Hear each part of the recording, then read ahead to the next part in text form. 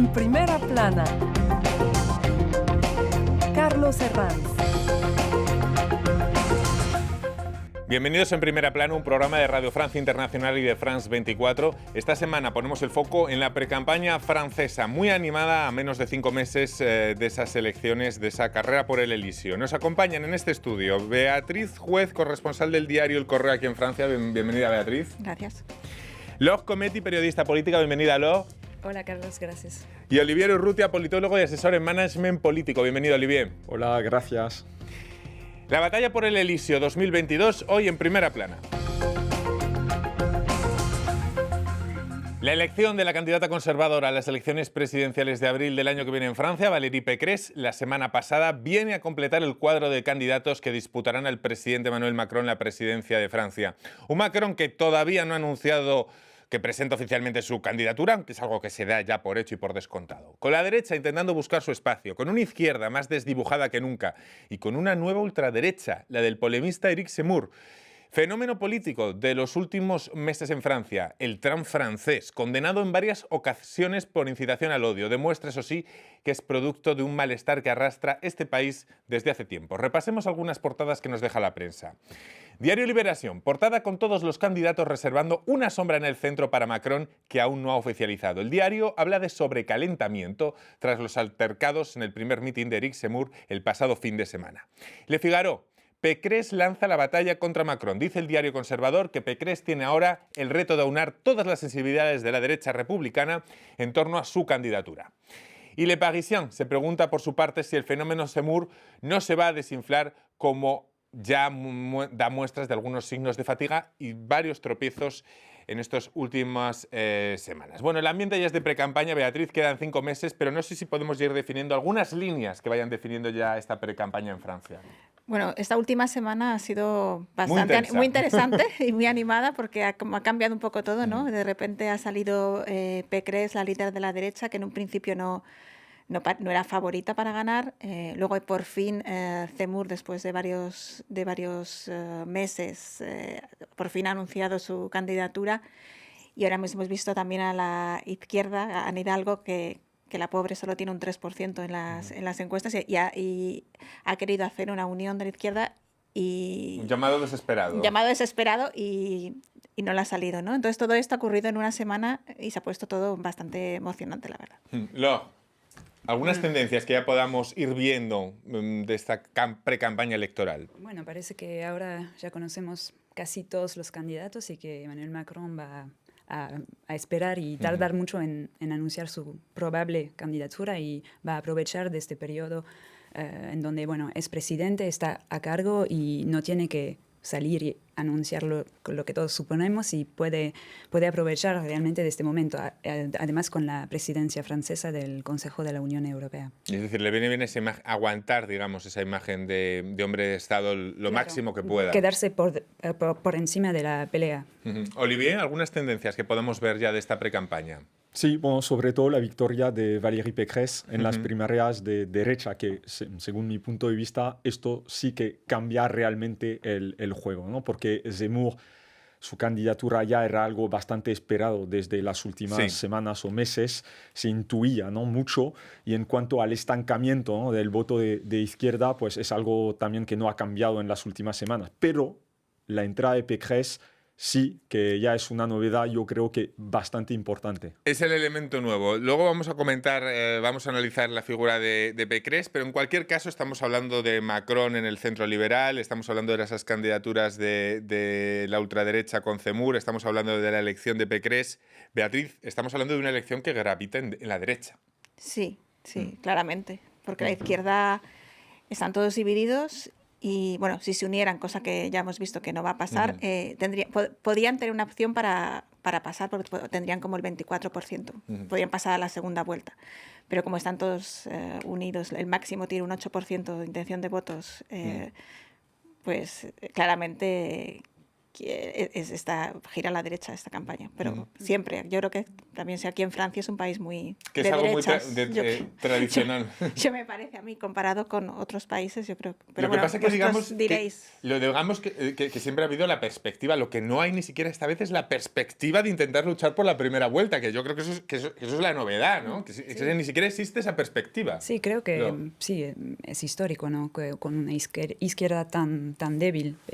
Y además, bueno, la izquierda no logra imponer sus temas. O sea, bueno, hubo un momento en el cuyo hemos hablado de poder adquisitivo, un poco de ecología, cuando hubo la primaria de los ecologistas en septiembre, pero realmente los temas que se imponen en el debate público no son temas para la izquierda.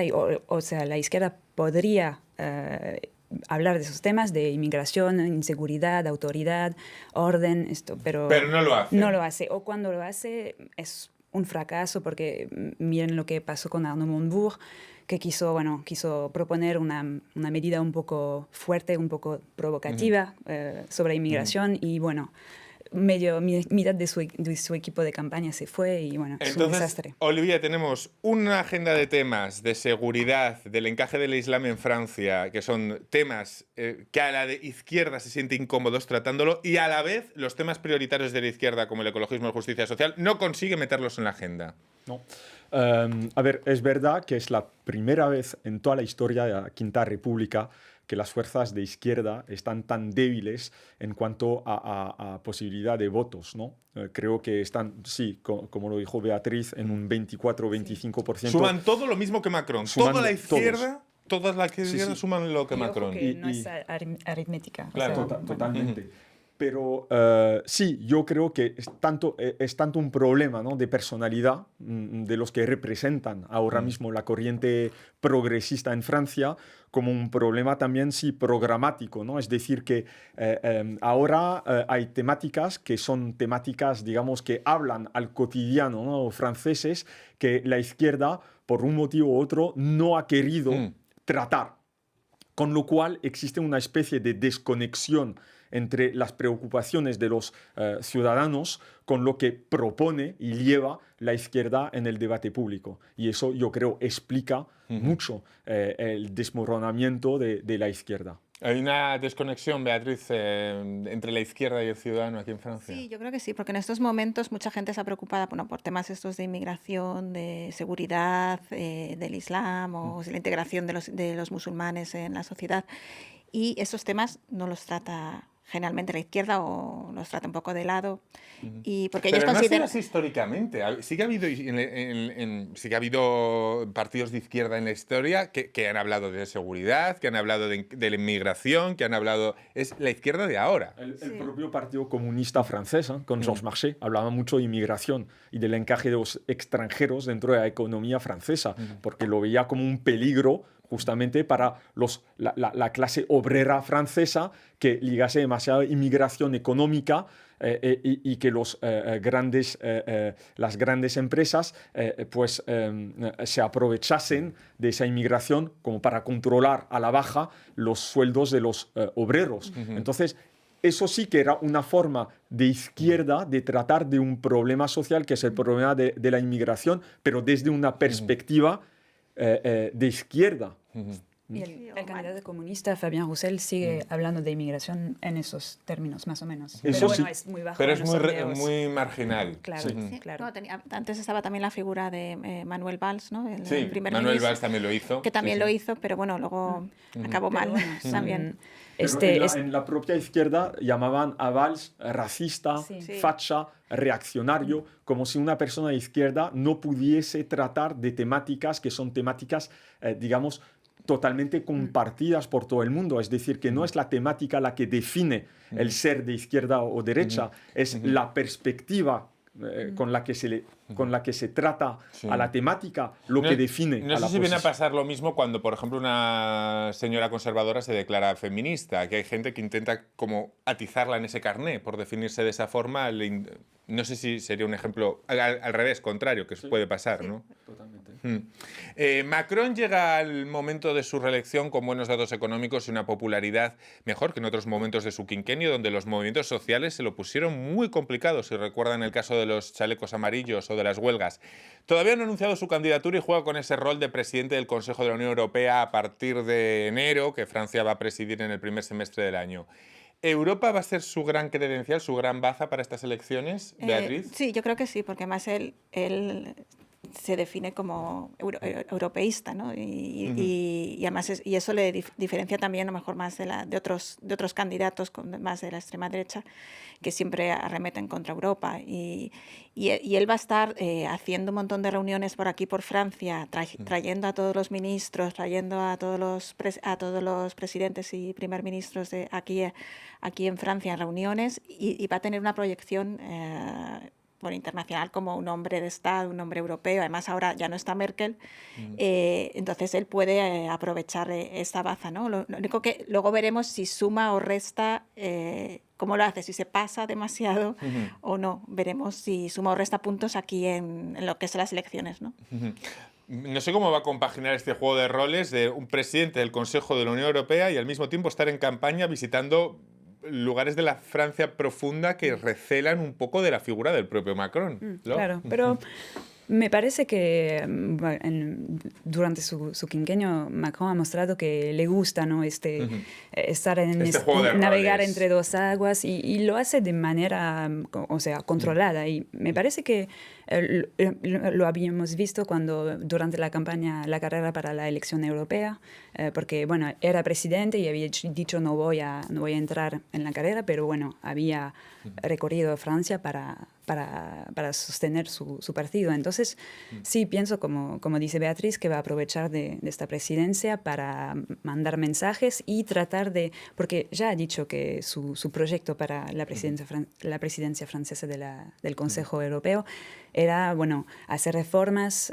sociales sobre la inmigración, y estos son temas que se van a imponer en la carrera presidencial. Ayer anunció la reforma del espacio Schengen, para fortalecer las fronteras, que es un tema también la Europa de de la defensa también incidió mucho que también en es ello. un tema que liga mucho con la campaña aquí, ¿no? Y Europa es un tema fundamental para el electorado de Macron. Lo que no sé si es peligroso esta dicotomía que pretende siempre Macron de yo soy el europeísta y enfrente a estas elecciones lo que hay enfrente es el nacionalismo, y es o esto o yo europeísta o el nacionalismo. Esa especie de dicotomía con la que Macron intenta presentarse en las elecciones. No sé si es peligroso reincidir en ello tanto. Olivier. Ha sido su fuerza en las últimas elecciones y en su mandato, y también puede ser su fracaso. Claro.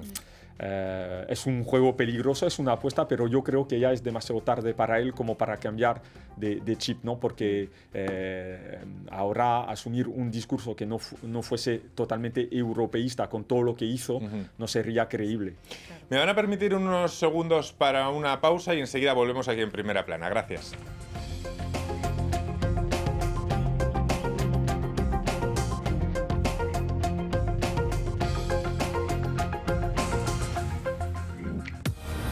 Todas las semanas tenemos una cita para hablar de mujeres.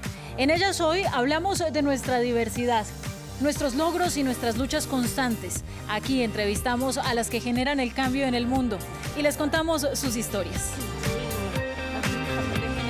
Ellas hoy en France 24 y France24.com. Porque la historia se escribe día a día. Porque la actualidad no espera. La información, donde quiera que esté, en cualquier circunstancia. Todos los temas. Para entender el mundo. Para imaginar el mundo. France 24. Una mirada diferente. Liberté, égalité, actualité. Continuamos en Primera Plana esta semana analizando la precampaña en Francia, que está siendo realmente vibrante. Lo hacemos con Beatriz Juez, Oliver Urrutia y Laure Cometti. Estábamos hablando, antes de ir a la pausa, de la figura de Emmanuel Macron y de cómo se presenta el presidente para la reelección. No ha oficializado su candidatura, pero desde luego es algo que ya da todo el mundo por sentado. Los sondeos le otorgan esa primera plaza. ¿Dan por descontado que ultraderecha y conservadores se jugarán la segunda plaza para el balotaje, Laure? Hoy en día, con los sondeos que tenemos y la situación que tenemos, parece lo más probable. Pero Lo que pasa es que cambiaría mucho ese escenario, ¿no? De Macron frente a la ultraderecha o de Macron frente a Pécresse, que es la candidata conservadora, ¿no? Esos son los dos escenarios que ahora mismo más probables. Claro, pero bueno, hay que ver cómo va a evolucionar la abstención, y también hoy hay que mirar que, bueno, en los sondeos se puede ver que los electores son muy inciertos, ¿no? Inseguros. O sea, creo que he visto que 40% de los electores que dicen hoy que votarían a Pécresse no están segurísimos de votar para ella en abril. Así que, bueno.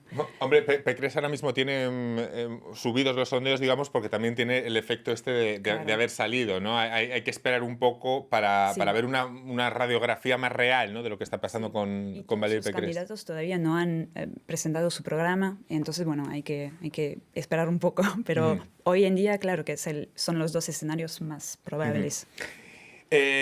Si fuera Macron contra la ultraderecha, la pregunta que se me viene a la mente es ¿qué ultraderecha? ¿La de Le Pen o la de Zemmour? ¿En qué se diferencian ambas, Olivier?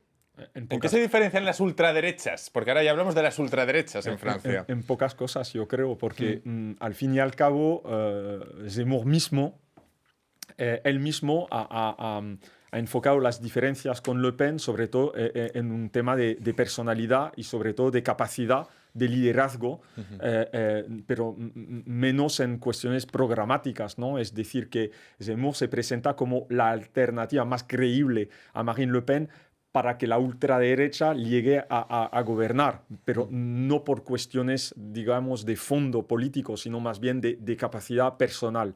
Entonces, grandes diferencias, bueno, sí, las hay, pequeñas, pero no grandes diferencias. Se dividen más o menos el mismo electorado. De hecho, son un poco los vasos comunicantes, ¿no? Porque cuando uno sube, el otro baja enseguida. Es el mismo electorado. Entonces, la fuerza es que el que gana se va a llevar casi todo el voto del otro. Pero de momento es un poco como la izquierda, se están dividiendo el mismo voto. Hay un peligro de que ninguno de los dos llegue a la segunda vuelta en frente de Macron. Pero también la diferencia respecto a otras presidenciales es que una vez que llegan a la segunda vuelta, si llega uno de los dos, el otro va a recibir una reserva de votos que nunca ha tenido la ultraderecha. Bastante importante. Iba a recibir el voto anti-Macron también, probablemente. Y parte del voto de Pécresse, los de Ciotti, el que estaba enfrente de Pécresse, que es muy cercano a Zemmour. Entonces, esa reserva de votos también podría pasar al candidato de ultraderecha. Mi compañera Beatriz Juez estuvo el fin de semana pasado, el domingo, en el primer meeting de Zemmour. Por cierto, un meeting en el que hubo muchos altercados. Luego les quiero preguntar si esto puede enrarecer la campaña a partir de ahora. Pero lo primero, Beatriz, ¿quiénes son los votantes de Zemmour? ¿Qué te encontraste en aquel pabellón de Villepinte? ¿Quiénes había allí? Ahí me sorprendió que había mucha gente joven. O sea, en plan, no sé, gente de 18 años, 20 y tantos. O sea, mucha gente joven. Y también, si lo comparas, por ejemplo, con un meeting de Le Pen, que normalmente son pues, gente más mayor. Y, por ejemplo, también me sorprendió que no se le veía que fuesen clases populares, se les veía más bien gente de clase como media alta, incluso me encontré a gente... Y todo hombres, el 99% bastantes hombres, y me encontré, por ejemplo, señoras del distrito 16 de París, que es uno de los más caros y elegantes, y pues que habían ido allí también, ¿no? A verle. Y luego también pues había gente que había votado, me habían dicho que habían votado en otras elecciones a Sarkozy o habían votado por Le Pen, pero que Le Pen ya no les convencía porque la veían como que había pasado, que su oportunidad en 2017 había pasado, y entonces ahora buscaban como una novedad, algo nuevo, y Zemmour es un poco pues la novedad, ¿no? Entonces muchos pues les gusta por eso, porque también no tiene pelos en la lengua, dice cosas que antes la gente no se atrevía a decir y que muchos piensan, entonces pues les parece que es un candidato. Para que nos entiendan nuestros oyentes y telespectadores de América Latina, muchas veces se hace la comparativa entre Zemmour y Donald Trump. O se habla del Trump francés refiriéndose a Zemmour. ¿En qué se parecen o en qué se diferencian? ¿Hasta qué punto está bien hecha o mal hecha esta comparativa? Lo que parece claro es que ambos dominan muy bien el lenguaje mediático y lo que son las audiencias, y ambos saben manejar ese tipo de lenguaje televisivo muy bien, ¿no? Bueno, Eric Zemmour viene de la televisión, es un ensayista, un un cronista en la televisión francesa desde hace, bueno, ni siquiera cuento los años, pero conoce muy bien los medios, sabe exactamente cómo manejar su comunicación y, bueno, y maneja bien también el tema, bueno, de provocar clash o provocar, no sé, cosas virales. Y bueno, por ahí se puede comparar un poco con Donald Trump, pero creo que el paisaje francés es muy diferente al paisaje político americano. Olivier. Sí, yo comparto totalmente. Yo creo que hay una tentación, existe una tentación en el campo de Zemmour de copiar a la figura de Trump, ¿no? Ser muy disruptivo para justamente pues, captar el voto de toda esa gente que considera la clase política francesa tradicional desgastada. Lo que pasa... Que Francia no es Estados Unidos, exacto, atención. Y los franceses no son los estadounidenses, parece un truismo, pero es verdad. Y con lo cual, el peligro, yo creo, para Zemmour es justamente copiar demasiado a Trump, que es lo que no le gusta al electorado francés, que es mucho más clásico, tradicional, en los modos. Luego no hay que olvidar que Trump tenía en Estados Unidos hay dos partidos y Trump tenía detrás el Partido Republicano. Que es una maquinaria potente. Sí, y Zemmour, bueno, acaba de formar su partido que se llama Reconquista, que es un nombre muy... muy medieval. Muy medieval. Y aparte de eso, no tiene un partido detrás, aunque bueno, aquí Macron ganó creando un partido nuevo, o sea que nunca se sabe, pero también tiene la fuerza Trump de que tenía el Partido Republicano, que es una máquina de hacer elecciones y de ganar elecciones, ¿no? Y él es nuevo. La elección de Pécresse como líder conservadora, ¿es más perjudicial electoralmente para Macron o para la ultraderecha? Olivier. Para Macron. Para Macron, claramente. Sí, claramente. Es la líder que no quería tener Macron enfrente. Yo creo que no se lo esperaba, como mucha gente no se lo esperaba, pero yo creo que sí, que es un problema importante para él, porque ella sí que ocupa un espacio político bastante interesante, que no es exactamente el mismo que él, aunque sí un poco centro-derecha, pero también intentando guardar dentro de su dinámica al voto, digamos, de la derecha conservadora un poco más reaccionaria, que podría estar tentada por sumarse a los votos de Zemmour y de Le Pen, pero si Pécresse consigue, ¿no? Defender toda esa dinámica que agrupa de la derecha conservadora hasta la derecha del centro, pues sí que podría amenazar seriamente a la reelección de Macron. Es ese espacio que los republicanos llevan buscando desde la elección de Macron y todavía no lo habían encontrado. Sí. Lo que llamamos la síntesis, ¿no? Es lo que hizo Macron y es lo que intenta hacer Pécresse, que es un clon de Macron. Tienen el mismo perfil, pocos años de diferencia. Ella también es una novedad, aunque lleva muchos años en política, pero no a este nivel. Aunque fue ministra, es también enarca, tecnócrata como Macron, muy buena gestora de la región Île-de-France, la más importante de Europa. Ese síntoma del oportunismo político, del pragmatismo, llámalo como quieran, de poder ser camaleónico, palpar la sociedad más o menos o quiénes son tus votantes y poder ir cambiando poco, esto es muy poco romántico, poco importa tu ideología, sino más bien ir moviendo los hilos según donde puedas pescar, ¿no? Y eso lo tienen igual. Totalmente, porque ella de momento consigue prometer al electorado de Ciotti súper reaccionario conservador, a la vez consigue prometer al electorado de Barnier y de Xavier Bertrand mucho más moderado. Como consiga defender esa posición de síntesis, yo creo que podría ganar. Sí, Beatriz. Ella ha dicho que es 2/3 Merkel, 1/3 Thatcher, ¿no? Que es un poco para decir soy de derechas, de verdad. Y luego me gustó mucho una reacción de Mélenchon, que él siempre es muy... Sí, que tiene unas buenas salidas, que decía, en realidad Pécresse es 2/3 Macron, 1/3 Zemmour. Muy buena.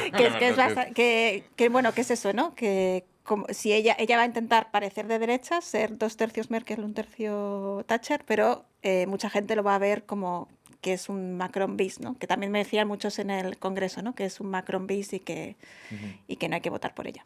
El Partido Ecologista fue vencedor por consenso de las últimas municipales y los dos partidos históricos aguantaron el poder en las regionales. Pero fíjense, esto hace nada, pero la coyuntura actual hace pensar que en Francia cada elección se rige por parámetros muy distintos, ¿no? Sí, parece que sí, pero bueno, creo que esto siempre ha existido, ¿no? Que los franceses no votan igual si es para elegir su alcalde o su presidente de región o su presidente del país, ¿no? Los niveles de abstención varían, o sea, fluctúan mucho. Y también los electorados no van a votar a las mismas elecciones. La gente, y sobre todo las clases populares, que en general no votan mucho en las elecciones europeas o en las elecciones regionales, pero sí van a votar un poco más a la presidencial, por ejemplo. Así que sí, tuvimos un cóctel de resultados electorales muy sorprendente, pero hay que guardar... Cuando muchos pensaban que el ecologismo iba a seguir después de las municipales y se iba a presentar en las presidenciales, de momento la verdad es que esa trayectoria, esa dinámica no la estamos viendo. No. Olivier.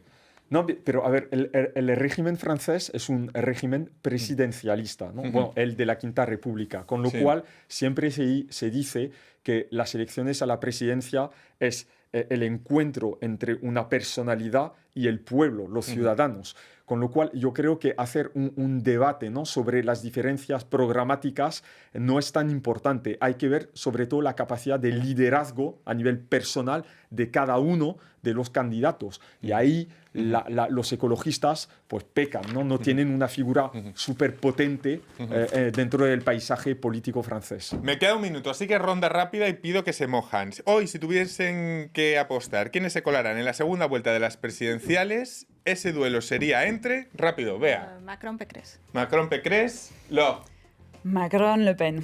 Macron-Le Pen, Olivier. El Real Madrid para la Liga de Campeones y Macron-Pécresse. Se arriesga a decirlo, Macron-Pécresse. Bueno, pues nada, tomamos nota, invitamos a cafés el 25 de abril. El 25 de abril invitamos a cafés. Bueno, no, antes, desde el 10 de abril ya conoceremos los resultados de esa segunda vuelta. Ha sido un placer contar con ustedes en Primera Plana sobre la precampaña electoral francesa. Y a todos ustedes les esperamos la próxima semana aquí en Radio Francia Internacional y France 24. Gracias. Gracias.